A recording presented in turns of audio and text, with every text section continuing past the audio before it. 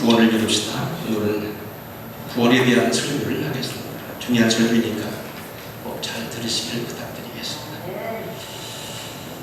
구원과 관계되는 이야기들은 늘 듣는 이야기 같지만 우리에게 꽤 재미난 그런 느낌을 주기도 합니다. 1982년 10월 달이었습니다.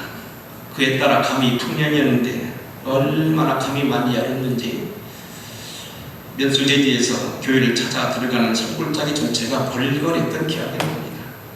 제가 신학교를 졸업하고 첫 번 부임받은 교회가 바로 공주군 유구면에 있는 구계리에 있는 구대교회였습니다. 그 교회에 있었던 실화라고 얘기합니다. 6.25 이후 피난민들이 남한으로 내려와서 이리저리 탔다가 특별히 신신산청 산으로 들어갔는데 산비둘기가 거한다고 해서 유구라고 하는 이름을 붙었는데 그 유구 면소제 뒤에서 동북쪽으로 산골짜기를 요리저리 돌고 산언덕을 넘어가게 되면 거기에 산골짜기에 교회가 있습니다. 1982년 10월달에 부임하고 그 다음에 83년 2월달에 지방에 참석했는데 후에 남부윤이 감독을 지낸 신동일 감독님이 지방 58개 교회를 다 순위를 하면서 카메라를 가지고 사진을 찍어서 환덕기를 비춰가며 이렇게 소개하는 거예요. 제 교회를 비추더니 뭐라고 하냐면 우리 지방에서 제일 오지에 있는 교회입니다. 저도 몰랐어요.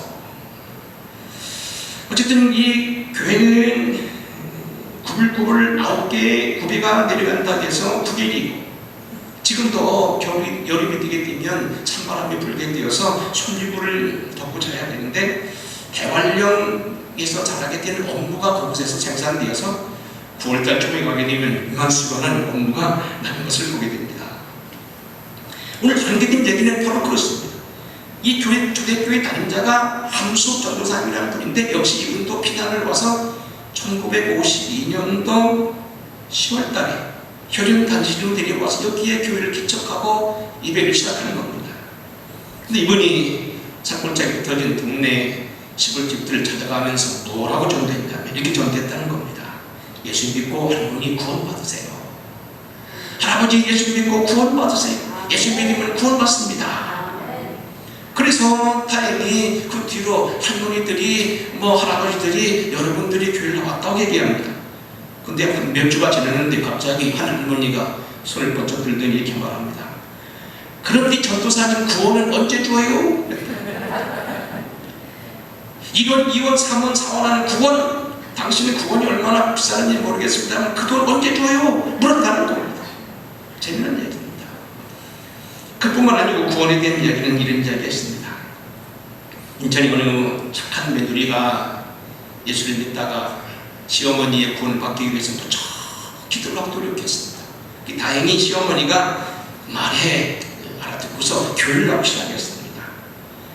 그리고 경사가 나가는 거는 이분이 결국 이제 시간이 지나서 세례를 받게 되는데 하도 노인 양반이라 학술도 필요 없이 직접 세례를 받는데 그날 저녁에 며느리가 이렇게 시어머니에게 이렇게 얘기합니다. 어머니 내일 교회 나가시면 세례 받을 텐데 틀림없이 목사님 이렇게 부를 거라고. 누구를 위해서 예수님 죽었냐고 얘기하면 이렇게 하라고. 내지를 돌아가셨다고 하라고. 그래서 100번 며느리가 자기를 가리키면서 내지를 죽었다고 하니까 그러니까 나중에 시어머니 그러더라는 거야. 아이고 그만해라. 내가 그것도 못하려고 걱정하지 말아라. 내가 잘할테 걱정하지 마. 그러더라고. 드디어 세례받는 날이 났습니다. 역시 할머니를 불러내더니 목사님께 묻습니다. 목사님, 할머니 구원 받으셨지요? 예수님이 누구 죄를 위해서 죽으셨어요? 그러니까 목사님이 그거 부를 줄 알았어. 예수님이 누구 죄를 이렇게 저기 저 며느리를 때문에 죽었잖아. 내 죄를 위해 죽었다고 하는 며느리가 자기 가슴을 가리켜 말하니까 할머니 당신이 아니고 바로 며느리가 죽었다고 그렇게 말했다는 겁니다. 자, 오늘 우리가 구원에 대한 문제를 이야기하려고 합니다. 오늘은 쉽게 이야기를 시작했지만 상당히 중요한 설교입니다. 사랑하는 성도 여러분, 기독교의 최고 주제는 구원입니다.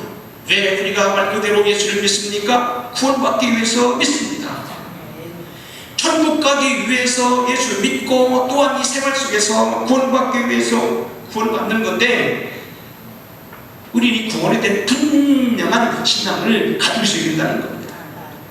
간혹 가다가 이런 얌전하다고 할머니나 권사님들도 물어보면 신앙생활 오래 했을 때 얘기합니다. 할머니, 권사님, 오늘이나 요새 뭐 며칠이라도 돌아갔으면 조국과 자신 있어요. 그러면 아이고 목사님 나 같은 것이 어떻게 조국 간대 죽어봐야 알겠지요. 여러분 죽어봐야 한다는 소리는 그건 인간적인 소리고 믿음 없는 소리고 마귀가 좋아하는 소리예요. 아니에요. 분명히 얘기해야 돼요. 우리는 주님 예수 그리스도를 통하여 말씀을 통하여 우리는 믿고 구원받았습니다. 내가 만일 내 입으로 예수를 주 모시기라며 또 하나님께서 그를 죽은 자 가운데서 살리신 것을 내 마음에 믿으면 구원을 받으리라. 사람이 마음으로 믿어 의에 이르고 입으로 시인하여 구원에 이르느니라. 성경에 이르되 누구든지 그를 믿는 자는 부끄러움을 당하지 아니하리라. 유대인이나 헬라인이나 차별이 없습니다. 한 분이신 주께서 모든 사람의 주가 되사 그를 부르는 모든 사람에게 부유하시도다. 누구든지 주의 이름을 부르는 자는 구원을 받으리라. 죽어봐야 안다고는 그런 신앙이 겸손이 아니라 그것은 아직도 말씀을 모르는 신앙이요 전혀 근거 없는 신앙이고, 분명히 뭐냐면 말씀으로 믿고 의지해서 우리는 믿었다고 그랬으면 구원 얻던 그렇게 신뢰해야 된다는 겁니다. 오늘은 좀 구원에 대한 설교를 해야 되겠습니다. 아주 기본적인 거지만 중요한 거기 때문에 한번 말씀드립니다. 구원이 뭐냐?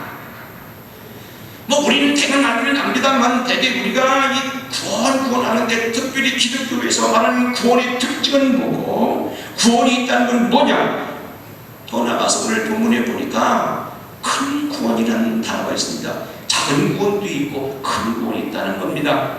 우리는 어차피 큰 구원을 받아야 되는데 어떤 구원이 큰 구원이냐는 겁니다.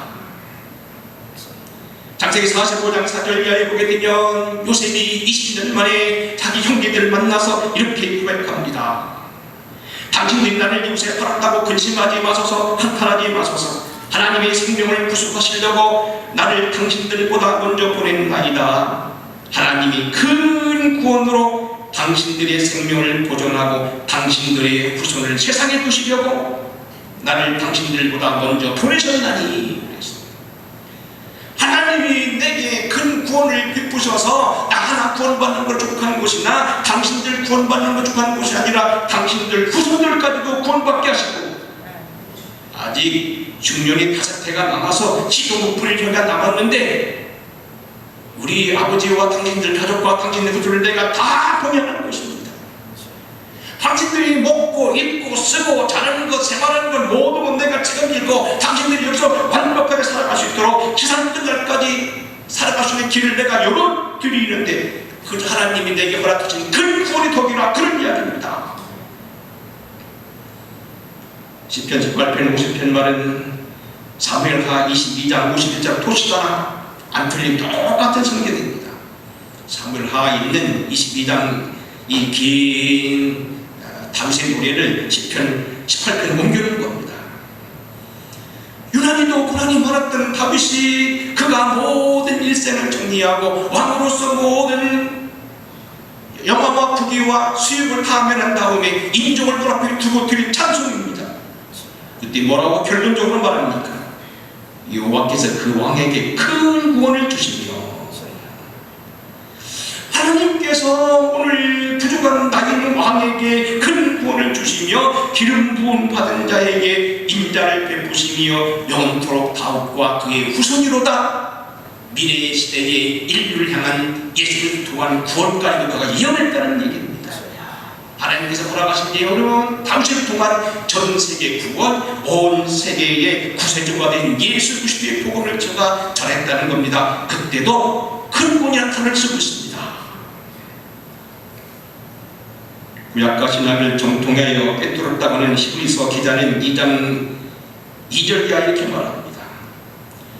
전사들을 통하여 하신 말씀이 견고하게 되어 모든 범죄함과 순종하지 아니함이 공정한 보응을 받았거든 우리가 이같이 큰 구원을 등한히 여기면 어찌 그 보응을 피하리요.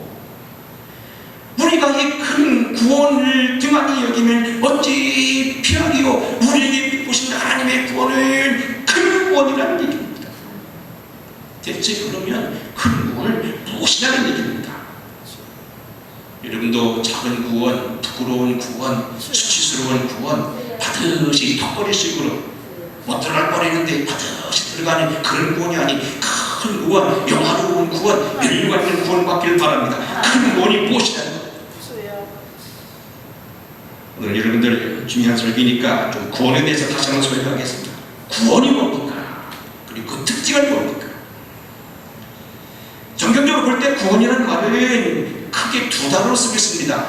구약 성경에 써져 있는 히브리어는 야사, 예수아. 야사라는 말은 건지다라는 동사고, 예수아라는 말은 그 말이 명사로 된 예수아입니다. 우리 예수님의 이름이 예수와 똑같습니다. 바로 약사이신 하나님이 여호수아를 거쳐서 예수를 통하여 우리 구원이 되셨다. 그리고 신약성경에 헬라어로 쓰인 그리스말로 써있는 신약성경은 소테리아, 소조라는 말을 쓴 나왔습니다. 다 모두 다 건져냈다는 소리입니다. 시궁창에서 건져냈다는 얘기입니다. 빠져 죽을 물에서 건져냈다는 얘기입니다. 사망의 몸에서 건져냈다는 얘기입니다. 질병에서 건져냈다는 얘기입니다. 원수들의 손에 건져냈다는 얘기입니다. 전쟁에서 이기게 되었다는 얘기입니다. 나쁜 사상에서 건져냈다는 이야기입니다. 원고는 없는 얘기지만 마침 생각나서 한 말씀하고 넘어가겠습니다.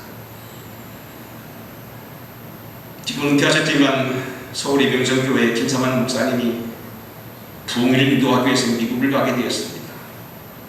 큰 교회 목사님이시니까 비즈니스 성에 통했던 데입니다. 신문이 이렇게 사는 10개가 쌓여있는데 우리나라에서 가장 많이 보는 신문 조중동 신문에 한결같이 난 기사 하나 있었습니다. 이런 데입니다.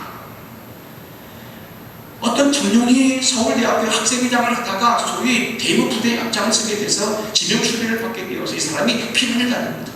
그래서 이리저리 쫓겨다니다가 명일동, 암사동 그 부분이 자기 아는 사람 밑에 지하에서 숨어 있었습니다.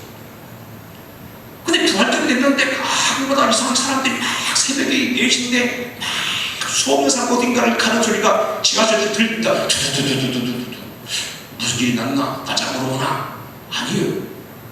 이틀 가도 또 하고 3일 가도 나니까 이 사람이 궁금해서 나와왔습니다. 그리고 따라서 명일동 결국 김상호 목사님 명성국에 들어갔습니다. 예수를 처음 보게 됐습니다. 거기서 그가 말씀을 듣고 사상을 전하겠습니다. 95불 시작했습니다. 나중에 이 모든 것이 다 풀리고 세상에 바뀌었을 때 고등 곳이 사법고시 학교에 갑니다. 바로 사법고시, 행정고시, 예비고시 학교에 갑니다. 김상호 목사님 그 신문을 보고 참 대단히 귀한 청년이 있다면서 그러고서 한 주간 동안 부흥회 왔는데 다음 주일날 와가지고 설교를 했대요. 내가 신문에 보니까 이런 일이 있더라. 예수가 참 위대하다. 근데요, 예배를 마치고 내려오니까 자기 사무실 앞에 누가 서 있더래요. 비서관 말하기를 목사님이 뵈야 된다면서 됐다고 하더니 보니까 그 많은 청년이 바로 저분이다. 제가 이 교회에서 은혜 받았습니다. 그런 얘기 하더라고요. 여러분, 이 건졌다는 얘기를 신학적인 의미에서는 정리된 제가 읽어보겠습니다. 구원이 뭐냐? 성서는 하나님의 인류 구원의 역사를 말해주고 있다. 하나님이 구원하신 일하심은 예수 그리스도의 십자가와 부활에서 정점에 달았다. 하나님이 구원으로 인해서 인류의 죄를 사하시고 죄로 인해 단절되었던 생명을 회복하셨다. 죄 없는 하나님의 독생자가 인류의 죄를 짊어지시고 자기를 희생제물로 바쳤다. 하나님은 이 희생제물을 받아들여 인류의 죄를 사하시고 또한 예수를 부활케 하셨던 것이다. 인류의 구원은 이 하나님의 구원의 행위에 의존하고 있다.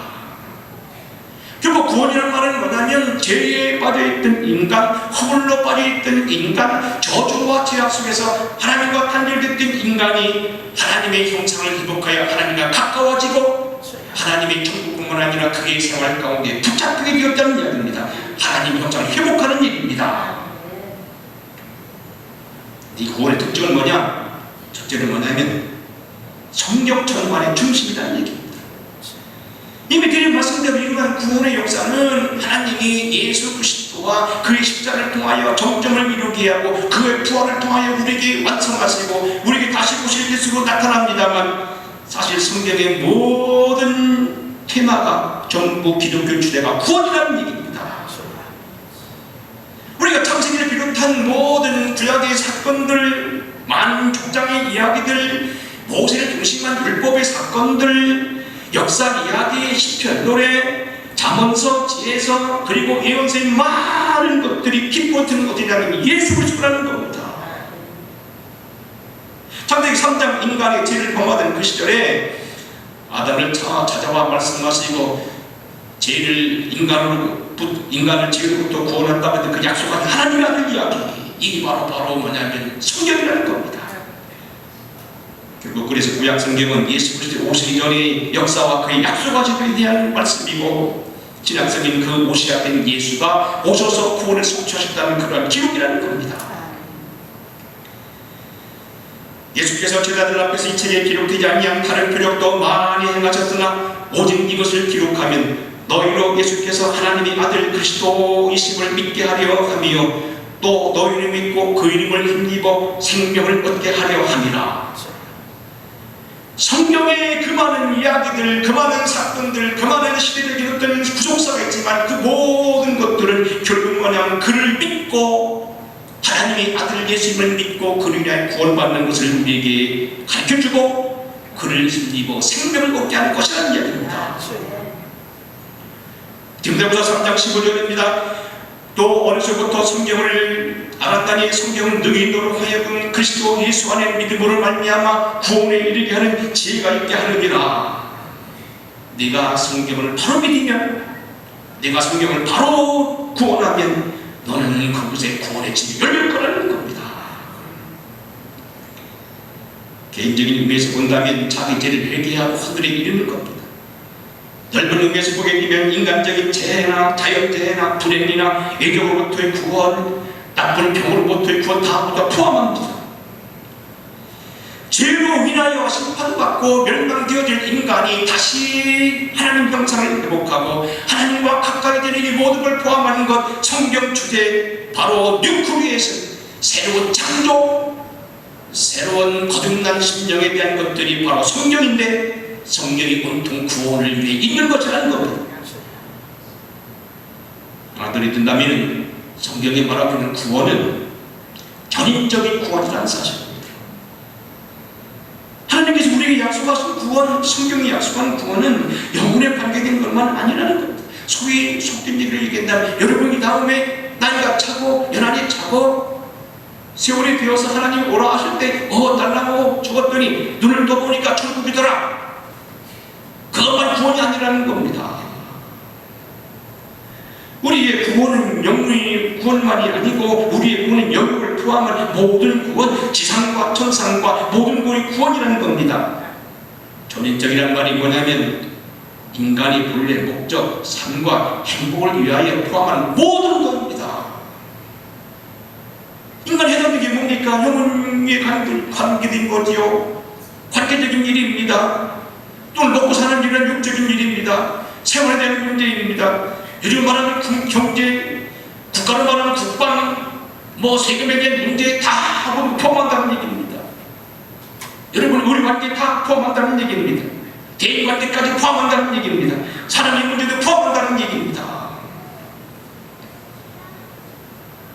오늘 기독교가 약속했던 구원, 성경이 약속한 구원, 하나님이 약속한 구원이라는 것은 특징은 특별히 그의 단어인 구원이라는 단어 자체를 보면 알게 됩니다.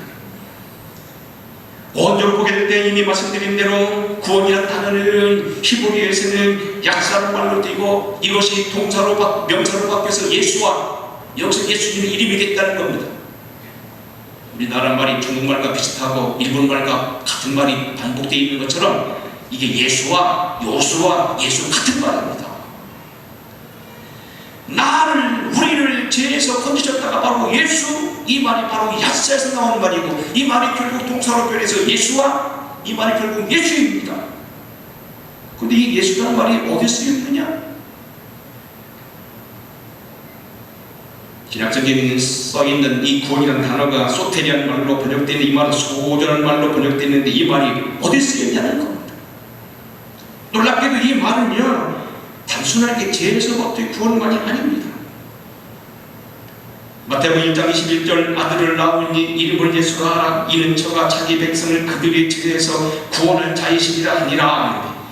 죄에서 구원한 것만이 여기 이대로 썼다는 것이 아니라는 얘기입니다. 어제도 제가 일부러 컴퓨터를 통해 다 찾아봤습니다. 놀랍게도 이 약사, 소조, 여기서 나온 소테리아, 예수라는 말은 넓게 쓰여져 있었습니다. 적들로부터 전쟁에 나갔는데 이기는 것도 소테리아와 야사입니다. 육체적인 위험으로부터 건진받는 것, 잘못된 사상으로부터 아까 말한 대로 어떤 젊은 청년이 잘못된 사상 가지고 부모를 거역하고 나라를 대적하였던 그런 사람이 다시 새롭게 출발하는 것, 질병으로부터 구출받는 것, 배역한 시대 잘못된 세대로부터 구별되는 것, 심지어는 음료로부터 해방되는 것, 잃어버린 영혼 길을 방황하다가 다시 길을 찾게 되는 것, 하나님의 진노로부터 건진받고 하나님과 같이 화목하게 되는 것, 영구적인 불구, 악습, 폭정, 저주, 눌림, 진노, 이 모든 것도 다 같은 단어를 쓰고 있습니다. 예를 들면 모세를 물에서 건지실 때 바로 이 약사를 씁니다. 삼손이 어려움당하고 기도할 때 하나님 그를 구원하셨다는 단어가 바로 이 약사라는 단어를 썼습니다. 오늘 우리 새벽에 공부했던 사무엘하 22장 51절 말씀, 오늘 본문의 말씀 10편 1편 18편 50절 나와 있는 그 말씀도 전부 다 이 약사입니다. 우리를 질병에서, 우리를 가난에서, 우리를 잘못된 사상에서, 우리에게 두려움으로부터, 공포로부터, 어떤 잘못된 원수로부터, 꾀임으로부터, 빚으로부터, 폐역한 세대로부터 잘못된 사상이나 오염된 어떤 잘못된 것에 건진받는 걸 전부 이 단어를 쓰고 있습니다. 결국 우리 하나님은 우리를 구원하실 때 죄에서만 구원하신 것이 아니고 이 모든 걸 포함한 모든 것으로부터 자유하는 게 아닙니다. 그럼 이제 결론적으로 정리하겠습니다. 그러면 큰 구원은 뭐냐는 겁니다. 요셉이가 오늘 여기 형제들에게 말하는 큰 구원을 하나님께서 내가 베푸셨다고 얘기합니다. 다윗도 오늘 여기 노년에 그의 삶을 가리켜서 하나님의 자기를 높이 세워주시고 기름 부음 받은 자로 왕으로 하여금 큰 구원을 받게 하셨다고 노래했습니다. 히브리 기자가 바로 이 큰 구원을 어떻게 우리 등한히 하냐고 하나님께서 우리에게 허락하신 본래의 구원이 큰 구원이라고 얘기합니다. 큰 구원이 뭐냐는 겁니다. 이미 다 얘기 나왔지만 정리하겠습니다. 첫째는 뭐냐면 나 혼자 가족, 더 나아가서 이웃 공동체, 민족과 나라가 구원받는 겁니다. 나만 예수 믿고 우리 가족들 다 딸랑 지옥 가는데, 뜨거운 불목 가운데 있는데 나 하나만 구원받고 천국 간다, 신난다, 악한 세상에 나 하나 구원받았다, 그게 아니라는 겁니다. 요셉이가 뭐라고 합니까? 하나님이 내게 나를 보내신 큰 구원인데 나뿐 아니라 당신들을 다 건지시고 당신의 후손들까지, 당신의 식구까지, 당신의 미래까지 다 보내는 겁니다. 나는 구원받는 게 아니고 내 가족, 공동체, 우리 민족, 우리 모든 나라가 구원받는다는 겁니다. 우리 그러므로 주님 앞에 이렇게 기도해야 됩니다. 주여 우리 큰 구원을 주소서. 정말 구원받는 게 아니라 우리 가족들이, 우리 자녀들이 다 구원받게 해주시고 우리 후손들이 다 예수를 믿고 큰 구원을 이루게 하여 주시옵소서. 이 문제 생각보다 심각합니다. 나는 예수 믿고 싶다 하는데 내 남편은 지옥 가서 뜨거운 불못이 있는다? 상상이 안 됩니까? 난 예수 믿고 구원받는데 내 모든 자식들은 뻘뻘 끓는 지옥불에 가서 평생 거기서 눈알이 튀어나오도록 고생한다. 나는 예수 믿고 구원받는데 내 형제, 내 가족, 세상에 많은 사람들이 벌건 대낮에 화약을 들고 지옥으로 들어가서 고생한다. 하나라도 걱정해야 되는 것이 아니란 얘기입니다.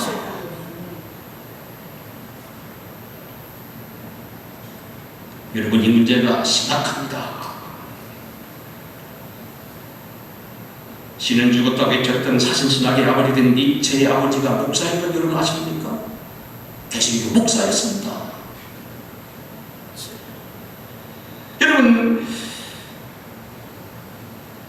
해는 또다시 뜬다. 노인과 바다, 누구를 위해 정문을 울리냐 등 명작을 쓴 어니스트 히밍웨이. 스페인에서 우리가 그 살던 집을 쳐다봤습니다만 그의 할아버지가 목사님이 이런 걸 알고 계십니까? 근데 그는 예수를 믿지 않고 결국 신을 부인하다가 결국은 엽총으로 자살합니다. 노벨상을 받은 이 유명한 작가가 엽총을 죽었습니다. 여러분, 칼마르크스 아버지는 목사가 아들은 아닙니다만 그는 유대인 출신 개신교 변호사의 아들입니다. 그의 아버지랑 부모를 잘 믿었는데 이 사람은 안 믿었고 결국 공산주의를 창조해낸 사람이 맞을 거 아닙니까? 오늘 이 세대 단절이 심각하다는 걸 꼭 기억하셔야 됩니다.